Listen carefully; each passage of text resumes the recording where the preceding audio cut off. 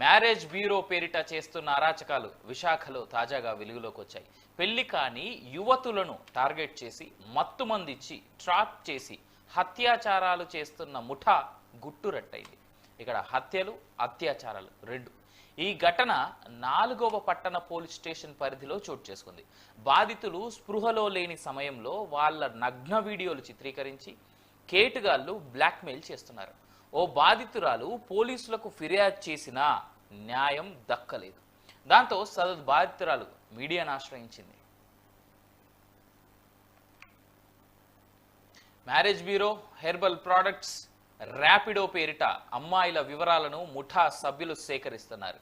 పెళ్లి కాని యువతులను టార్గెట్ చేసి మత్తుమందిచ్చి అత్యాచారాలు చేస్తున్నారు. గర్భం దాల్చిన బాధితురాళ్లను చంపేస్తామని బెదిరింపులకు పాల్పడుతున్నారు. గర్భం తీయించకపోతే 20,000 సుపారీ ఇచ్చి పైప్కి పంపిస్తామని వార్నింగ్ ఇస్తున్నారు. కేటుగాళ్లు ఇలా గుట్టు చప్పుడు కాకుండా అమ్మాయిలకు అబార్షన్స్ చేయిస్తున్నారు. వైజాగ్లో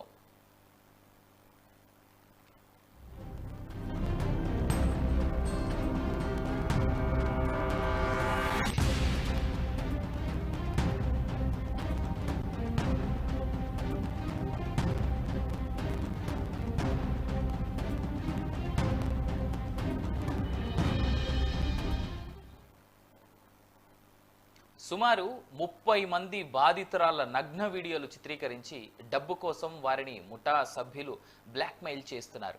పోలీసులకు ఫిర్యాదు చేసిన ఫలితం లేకపోవడంతో చివరికి ఓ బాధితురాలు మీడియాను ఆశ్రయించింది. దాంతో మ్యారేజ్ బ్యూరో ముసుగులో చేస్తున్న అరాచకాలన్నీ వెలుగులోకి వచ్చాయి. నిందితులను కఠినంగా శిక్షించి బాధితులను ముఠా బారి నుంచి రక్షించాలని బాధిత యువతి కోరింది. మరి ఇప్పటికైనా పోలీసులు స్పందిస్తారా? ఫిర్యాదు తీసుకొని పోలీసులపై కూడా కఠిన చర్యలు ఉంటాయా అనేది వేచి చూడాల్సినటువంటి అంశం.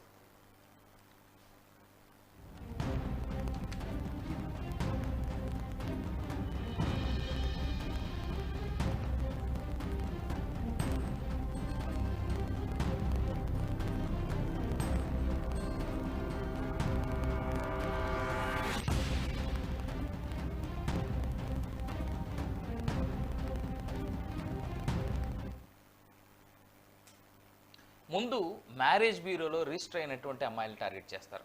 ఆ తర్వాత ఇది ఒక్కడే చేస్తున్నాడంటే కాదు, entire family of that particular person చేస్తున్నారు అనేటువంటిది తాజాగా బయటకు వచ్చినటువంటి అంశం. ఇది ర్యాపిడోలో లేదంటే డెలివరీస్ అంటే ఫుడ్ డెలివరీస్ లేదా ఏదైనా గ్రాసరీ డెలివరీస్ ఉంటాయి కదా, అప్పుడు దొరికినటువంటి నెంబర్లు ఏవైతే ఉంటాయో స్పెషల్గా ఆడపిల్లలై, అది కూడా పెళ్లి కాని అమ్మాయిలై, వాటిని ముందు పెట్టుకొని స్లోగా పరిచయం చేసుకొని ఆ తర్వాత వాళ్ళకి సంబంధించినటువంటి మిగిలిన అన్ని అంశాలను పబ్లిక్ చేస్తామనేటువంటి ఉద్దేశాన ప్రేమ పేరుతో వలలోకి దించి చేస్తున్నటువంటి అరాచకాలు ఇవన్నీ.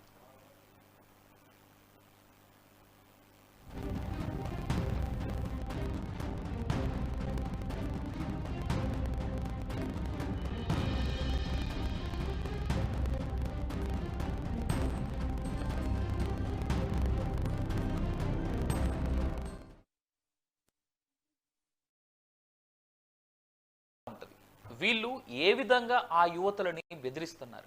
30 మందిలో కేవలం ఒకే ఒక అమ్మాయి బయటికి వచ్చి ఒక వీడియో ఇవ్వడమో లేదు అంటే మీడియాని సంప్రదించడమో జరిగింది. ఈ 30 మందిలో మిగిలిన 29 మంది మేమెందుకు మా జీవితాలు అన్యాయం చేసుకోవాలి, మేము మీడియాలోకి వచ్చినా లేదా పోలీస్ కంప్లైంట్ ఇచ్చినా మమ్మల్ని మీడియా ముఖంగా చాలా ఇబ్బంది పెడతారనేటువంటి ఉద్దేశాన వాళ్ళు బాధతో భయంతో రాని ఘటన ఇది.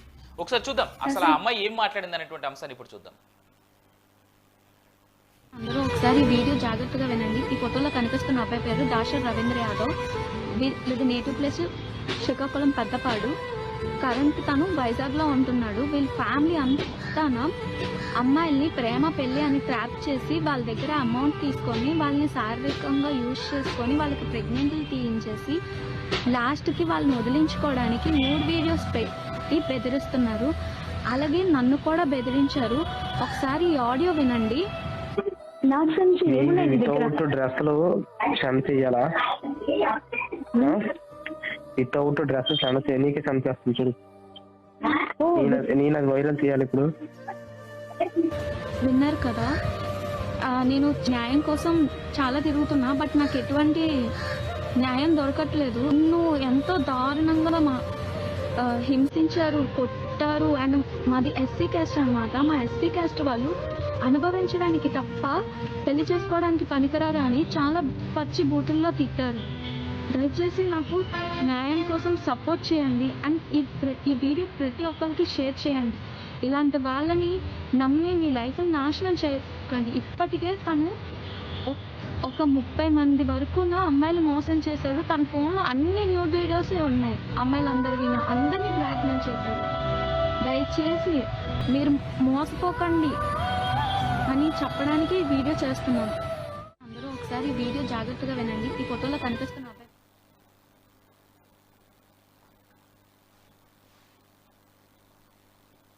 కేవలం ఒక్క అమ్మాయికి సంబంధించినటువంటి స్టేట్మెంట్ ఇది, అది కూడా తాను పడుతున్నటువంటి ఇబ్బంది.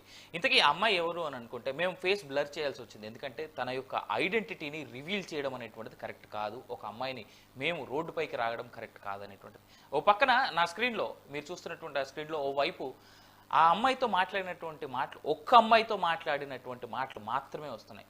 పోనీ ఇది ఆ అబ్బాయి ఒక్కడే చేస్తా ఉన్నాడా, తల్లిదండ్రులకు తెలియకుండా, ఇంకెవరికి తెలియకుండా అంటే అన్ఫార్చునేట్లీ ఈ ఇష్యూలో డీప్ డిగింగ్ చేస్తూ ఉంటే ఆ అబ్బాయి యొక్క తల్లిదండ్రులు ఎవరైతే ఉన్నారో వాళ్ళతో కూడా పూర్తి స్థాయిలో వాళ్ళకి సమాచారం ఉండే చేస్తున్నారు. అతని నెంబర్ ఉంది మన దగ్గర, ఆ అమ్మాయి పడుతున్నటువంటి ఇబ్బంది క్లియర్గా తెలుసు. వాళ్ళిద్దరు మాట్లాడుకున్నారు. అసలు మీకు స్క్రీన్ పైన మేము చూపిస్తున్నటువంటి చాటింగ్ చాలా చిన్నది. అసలు అతని ఫోన్ని కనుక తీసుకొని చూస్తే ఎన్ని వందల మందికి సంబంధించి అతను మాట్లాడినటువంటి మాటలు ఉన్నాయి. కొన్ని పదుల సంఖ్యలో అతని దగ్గర నగ్న వీడియోలు, అమ్మాయిలకు సంబంధించినటువంటి నగ్న వీడియోలు ఉన్నాయి అనేటువంటిది ఆ అమ్మాయి చెప్తూ బాధపడినటువంటి సంఘటన. ఇందాక ఇక్కడ ఇదే కాదు, అతను ఎవరైతే ఇప్పుడు మనం మాట్లాడుతున్నటువంటి వ్యక్తి ఉన్నాడో, పోనీ అది వాళ్ళిద్దరి మధ్యలో ఉండేటువంటి రిలేషన్షిప్లో భాగంగా వాళ్ళు ఎలాంటి వీడియో కాల్స్ చేసుకున్నా ఏం చేసుకున్నా అనేటువంటివన్నీ అప్రస్తుతం. కానీ అలాంటి వ్యక్తులు ఒకరి దగ్గరే ఒకరితోనే ఇలాంటివన్నీ ఆపుతున్నారంటే అలా కాదు. పదుల సంఖ్యలో ఆడపిల్లలు కూడా ఎవరిని నమ్మి ఇలాంటి వ్యక్తులతో ఈ విధంగా మాట్లాడతారనేటువంటి ప్రశ్నకి సమాధానాలు వాళ్ళే వెతుక్కోవాలి. దీంట్లో ఇంకో బాధాకరమైనటువంటి విషయం ఏంటంటే, ఈ పూట నా దగ్గర డబ్బులు లేవు, ఒక 5,000 ఇవ్వవా అంటే ఈ ఆడపిల్లలు కూడా అలాంటి ఎదవలకి ఇచ్చేస్తా ఉన్నారు. ఏం నమ్ముతున్నారు ఆడపిల్లలు? ఎవరిని నమ్ముతా ఉన్నారు? ఎన్నిసార్లు డబ్బులు ఇస్తారు మీరు? నాకు తెలిసి వీళ్ళని ఇలా బ్లాక్మెయిల్ చేస్తూ వాళ్ళకు మత్తు మంది ఇచ్చి వాళ్ళ నగ్న వీడియోలు తీస్తున్నారు. కాబట్టి ఎన్ని వేలు అడిగినా ఎన్ని లక్షలు అడిగినా ఎవరైతే ఇచ్చే పొజిషన్లో ఉంటారో కేవలం వాళ్ళనే చూసుకొని టార్గెట్ చేస్తున్నారు వీళ్ళు. ఈ రవీంద్ర యాదవ్ అనేటువంటి వ్యక్తి ఇతను ఒక్కడే కాదు, అతని పూర్తి కుటుంబమే ఈ కంప్లీట్ ఇష్యూలో, ఈ కంప్లీట్ ఇన్సిడెంట్లో ఇన్వాల్వ్ అయ్యింది అనేటువంటిది చాలా క్లియర్గా ఉన్నటువంటి సమాచారం. ఇక్కడ రెండో అంశం చూద్దాం. ఒకవేళ ఏ ఆడపిల్లకైనా అబార్షన్ చేయించాలంటే ఐదర్ అబార్షన్ చేస్తున్నప్పుడు ఆ ఆడపిల్లకి పెళ్ళైనా అయి ఉండాలి. పెళ్ళి అయితే అబార్షన్ జరిగేటువంటి టైంలో ఖచ్చితంగా డాక్టర్స్ ఏ కొంచెం చదువుకున్నటువంటి డాక్టర్ అయినా వాళ్ళ దగ్గర నుంచి ఒక కన్సర్న్ సిగ్నేచర్ తీసుకుంటారు. మీకు బ్లీడింగ్ ఎక్కువైనా ఈ ప్రాసెస్లో, లేదా మీకు ఇంకేదైనా హెల్త్ ఇష్యూస్ వచ్చినా అది మాకు సంబంధం లేదు అనేటువంటిది. సో పెళ్లి కాని యువకులు ఇద్దరు వెళ్తే ఏ విధంగా డాక్టర్స్ వాళ్ళకి ట్రీట్ చేస్తున్నారు, ఇది ఒక ఆప్షన్. రెండోది, పెళ్లి కానటువంటి వీళ్ళు వెళ్తున్నప్పుడు వీళ్ళ పేరెంట్స్ ఎవరైనా కన్సర్న్ సైన్ చేయాలి అక్కడ ఖచ్చితంగా. మా పిల్లలకి ఇప్పుడు ఈ యొక్క గర్భం అవసరం లేదు అనేటువంటి, అంటే మేము ఇప్పుడు వద్దనుకుంటున్నాం అనేటువంటి ఒక కన్సర్న్ సిగ్నేచర్ చేయాలి. అలాంటి పరిస్థితిలో ఎవరు అక్కడ పేరెంటల్గా వాళ్ళు సైన్ చేస్తూ ఉన్నారు అనేటువంటిది బయటపడాలి. ఒకవేళ సరే ఈ రెండు సెట్ అయినా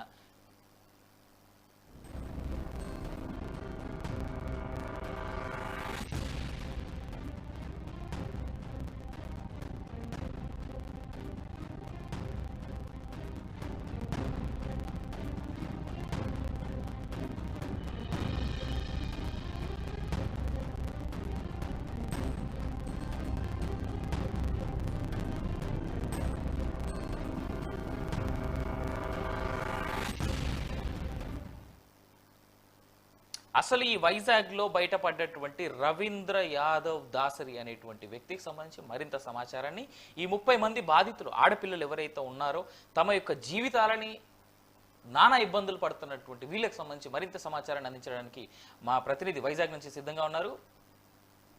భరత్ భరత్ చెప్పండి, అసలు దీనికి సంబంధించి మన దగ్గర ఉన్నటువంటి ఇన్ఫర్మేషన్ ఏంటి, అసలు ఇదంతా ఏంటి, ఇప్పటివరకు పోలీసుల వరకు వెళ్ళిందా, పోలీసులు ఇప్పటికైనా యాక్షన్ ఏమైనా తీసుకున్నారా?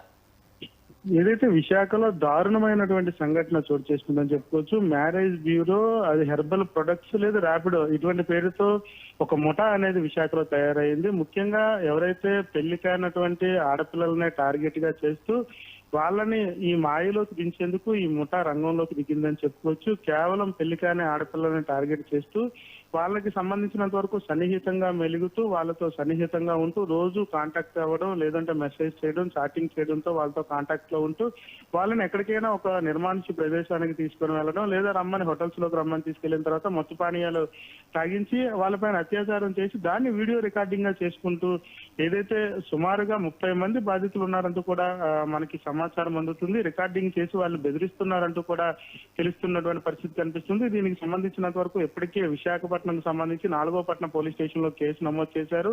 అయితే ఈ ముఠాకి సంబంధించినంత వరకు ఎప్పటి నుంచి ఈ ముఠా రంగంలోకి దిగింది, ఎలా వీళ్ళు యువతల్ని టార్గెట్ చేస్తున్నారనే దానిపై అయితే మాత్రం పోలీసులు పూర్తి స్థాయిలో ఆరా తీసే పనిగా ఉన్నారంటూ కూడా సమాచారం అందుతున్నప్పటికీ కూడాను, అయితే బాధితురాలు ఎవరైతే ఒక బాధితురాలు బయటికి రావడం, మేము పోలీసులకు సమాచారం ఇచ్చిన ఏదైతే మ్యారేజ్ బ్యూరో లేదా ప్రొడక్ట్స్ ఏదైతే హెల్తీ ప్రొడక్ట్స్ కానీ ర్యాపిడో లాంటి పేర్లతో నన్ను మా అమ్మగారికి కనెక్ట్ అయ్యారు, హెల్త్ ప్రొడక్ట్స్ ఇస్తామంటూ చెప్పి తర్వాత నన్ను టార్గెట్ గా చేసుకుంటూ నన్ను రోజు చాటింగ్ చేయడం, దాంతో పాటుగా ఆయనతో రోజు సన్నిహితంగా ఆ అమ్మాయితో సన్నిహితంగా ఉంటూ తన్ని ఇలా ఒక ఏదైతే మ్యారేజ్ బ్యూరో పిలిపించి అక్కడ మత్తు పానీయాలు కలిపినటువంటి పానీయం సేవించిన తర్వాత ఒక న్యూడ్ వీడియోస్ తీసి ఆమెను బెదిరించారంటూ కూడా ఒక బాధితురాలు 4th టౌన్ పోలీస్ స్టేషన్ లో ఫిర్యాదు చేసి, ఫిర్యాదుకు సంబంధించినంత వరకు బాధితురాలకి న్యాయం జరగకపోవడంతో అయితే మాత్రం బాధితురాలు మీడియాను ఆశ్రయించినటువంటి పరిస్థితి కనిపించింది. ఈ నేపథ్యంలో పూర్తి స్థాయిలో ఈ ఘటనకు సంబంధించినంత వరకు పోలీసులు కూడా అవాక్కయ్యే పరిస్థితి ఉంటుంది. సుమారుగా 30 మంది యువతులు టార్గెట్ లో ఉన్నారని చెప్పినప్పటికీ కూడాను ఇంకా ఈ బాధితుల సంఖ్య పెరిగే అవకాశం ఉందంటూ కూడా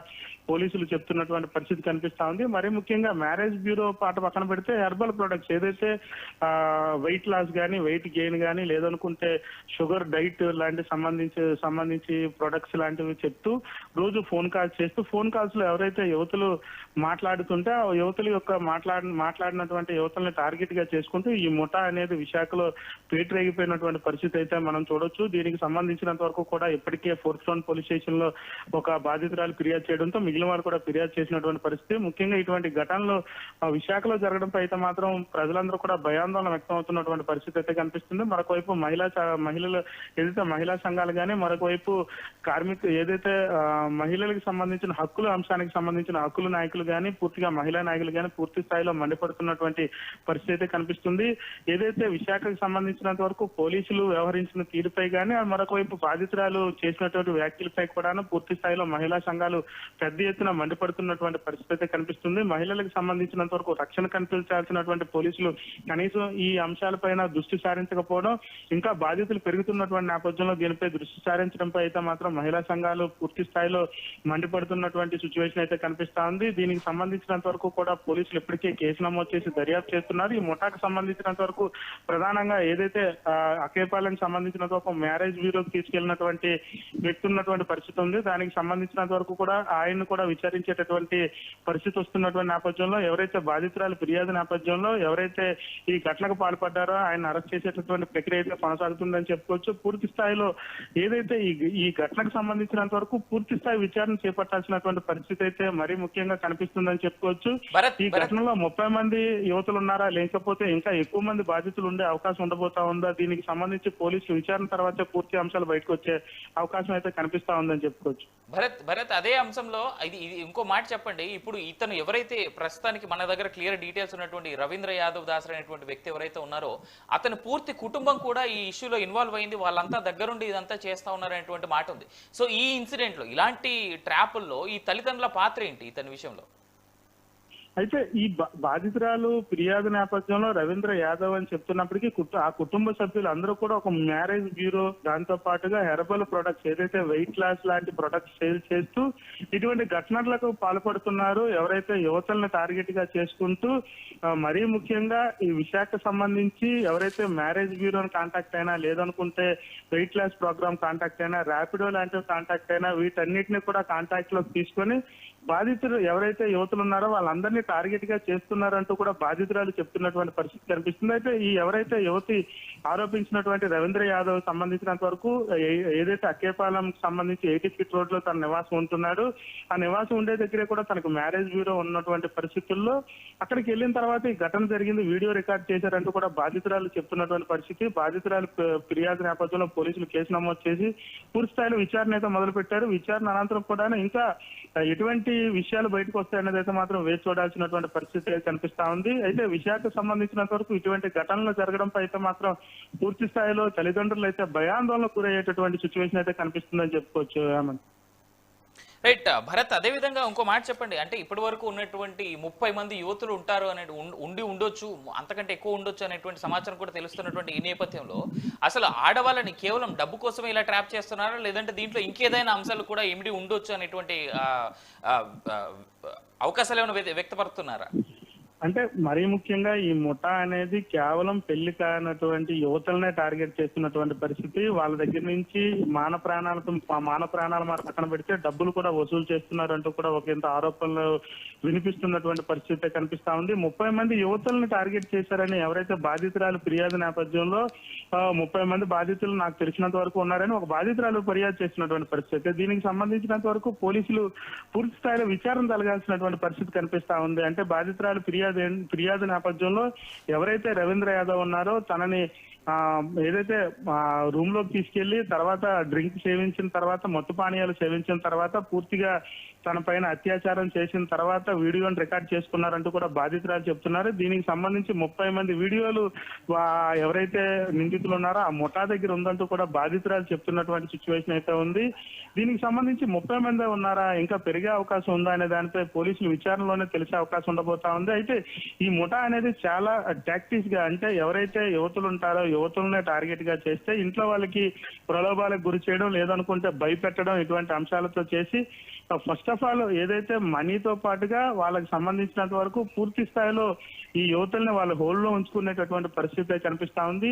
ఏదైతే మ్యారేజ్ బ్యూరోలో పెళ్లికంటూ ఫోటోలు అప్లోడ్ చేస్తే వాళ్ళకి అత్యాచారాలు అవుతున్నటువంటి సిచ్యువేషన్ అయితే ఫస్ట్ టైం కనిపించినటువంటి సిచ్యువేషన్ ఉంది. అయితే బాధితురాలు చెప్తుందంతా కూడా ఒక్క సైడ్ వెర్షన్ అయినప్పటికీ మరొక వైపు పోలీసులు వెర్షన్ కూడా ఇంకొకలా వినిపించేటటువంటి పరిస్థితి కనిపిస్తుంది. బాధితురాలు కొంతవరకు ఫిర్యాదు చేస్తున్నటువంటి పరిస్థితుల్లో బాధితురాలు కొంత ఏదైతే 30 మంది ఉన్నారని చెప్పినప్పటికీ కూడాను దాంట్లో నిజాలు అనేది పోలీసులు విచారణలో పూర్తయిన తర్వాత బయటికి చెప్తామంటూ కూడా పోలీసులు ఒక వెర్షన్ చెప్తున్నటువంటి సిచ్యువేషన్ కనిపిస్తా ఉంది. దీనికి సంబంధించినంత వరకు పోలీసులు కూడా ఈ యొక్క ఘటనని సీరియస్ గా తీసుకున్నారు, కేసు నమోదు చేసినటువంటి పరిస్థితి. ఎవరైతే రవీంద్ర యాదవ్ ఉన్నారో రవీంద్ర యాదవ్ కి ఇప్పటికే అరెస్ట్ చేసినటువంటి సిచ్యువేషన్ అయితే కనిపిస్తా ఉంది. తన దగ్గర ఉన్నటువంటి ఏదైతే బాధితురాలు ఫిర్యాదు నేపథ్యంలో బాధితుల దగ్గర ఉన్నటువంటి సెల్ ఫోన్స్ తో పాటుగా అదేవిధంగా సిస్టమ్స్ కానీ వాళ్ళకి సంబంధించినటువంటి ఎవరైతే తనతో కాంటాక్ట్ లో ఉన్నటువంటి అందరి దగ్గర నుంచి కూడాను సెల్ ఫోన్స్, దాంతో పాటుగా సిస్టమ్స్ కూడా స్వాధీనం చేసుకున్నటువంటి పరిస్థితి కనిపిస్తుంది. దీనికి సంబంధించి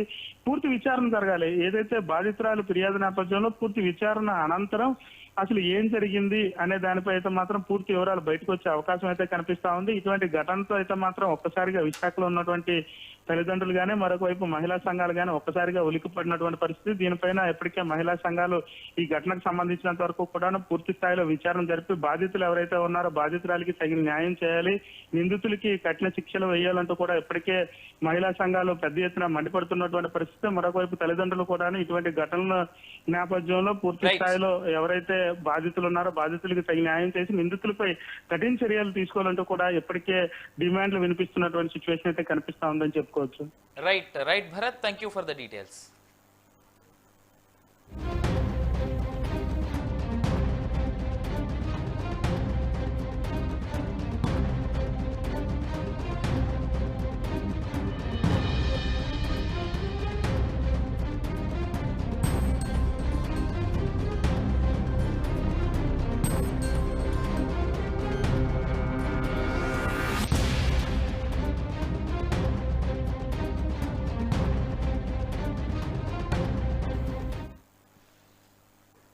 ఈ ఇష్యూ నుంచి 2 అంశాలు చూడాలి. మొదటిగా అమ్మాయి వర్షన్, రెండోది ఆ అబ్బాయి వర్షన్ కూడా తెలుసుకుందాం, బయటకు వస్తుందేమో. కానీ దానికంటే ముందు ఆ అబ్బాయితో అమ్మాయి మాట్లాడినటువంటి చాట్స్, వీడియోస్ చాలా క్లియర్గా ఉన్నాయి. ఇన్ఫ్యాక్ట్ ఆ అమ్మాయి చేసినటువంటి ఆ చిన్న వీడియోలో she was clearly showing abortion తర్వాత కడుపులో ఉన్నటువంటి పిండాన్ని కూడా ఆ వీడియోలో చూపెట్టడం జరిగింది. అంటే ఒక అమ్మాయి, ఏ అమ్మాయి అయినా తన జీవితాన్ని రోడ్డు మీదకి లాగాలని కానీ, లాక్కోవాలని కానీ, తన పరువు తానే తీసుకోవాలని కానీ అనుకోదు. ఒకవేళ అనుకుందా, దానికంటే మనం ఏం చేయలేం. కానీ ఇలాంటి విషయాల్లో 2 sides వాదన ఖచ్చితంగా వినాలి. అయినప్పటికీ కూడా ఉన్నటువంటి చాట్స్ కావచ్చు, లేదంటే వాళ్ళ మధ్యలో ఉన్నటువంటి ఆ వీడియోస్ కావచ్చు, చాలా క్లియర్గా కనిపిస్తూ ఉన్నాయి. వాళ్ళిద్దరి మధ్యలో ఉన్నటువంటి బంధాన్ని క్లియర్గా చెప్తా ఉంది. అయితే ఇంత కఠిన చట్టాలు ఉన్నటువంటి ఈ దేశంలో ఇటు దిశ చట్టాలు కావచ్చు, ఇంకోటి కావచ్చు, విమెన్ ప్రొటెక్షన్ కోసం చాలా చట్టాలు ఉన్నటువంటి ఈ దేశంలో ఆడవాళ్ళ మీద పెరిట్రేగిపోతున్నటువంటి అరాచకాలకి ఎప్పుడు చరమగీతం పడుతుందా అనేటువంటిది వేచి చూడాల్సినటువంటి అంశం.